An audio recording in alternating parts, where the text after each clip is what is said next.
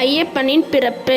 சிவனின் மகனான ஐயப்பன் என்ற சாஸ்தா மகிஷி என்ற அரக்கியை அழிப்பதற்காக விஷ்ணுவின் மோகினி அவதாரத்திற்கும் சிவனுக்கும் பிறந்தவர். பந்தள மன்னன் ராஜசேகரனுக்கு மகனாக வளர்ந்த அவர் மகிஷியை வதம் செய்து சபரிமலையில் தியானம் செய்தார். இவர் ஹரிஹரபுத்திரன், விஷ்ணு மற்றும் சிவனின் மகன் என்றும் பிரம்மச்சரியத்தின் தெய்வம் என்றும் போற்றப்படுகிறார். ஐயப்பனின் வரலாற்றின் முக்கிய நிகழ்வுகள். பிறப்பு.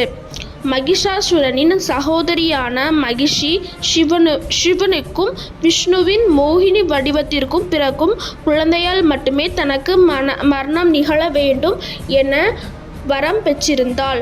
மகிஷியின் அக்கிரமங்களை ஒழிக்க சிவன் மோகினி இணைப்பில் ஐயப்பன் அவதரித்தார். வளர்ப்பு.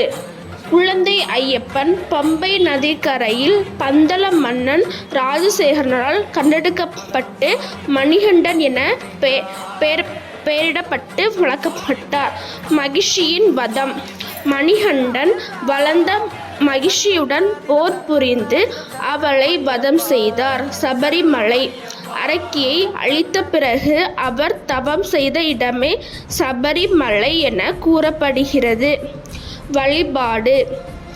ஆண்டுதோறும் 41 நாட்கள் விரதமிருந்து இருமுடி கட்டி லட்சக்கணக்கான பக்தர்கள் சபரிமலைக்கு புனித பயணம் மேற்கொள்கின்றனர்.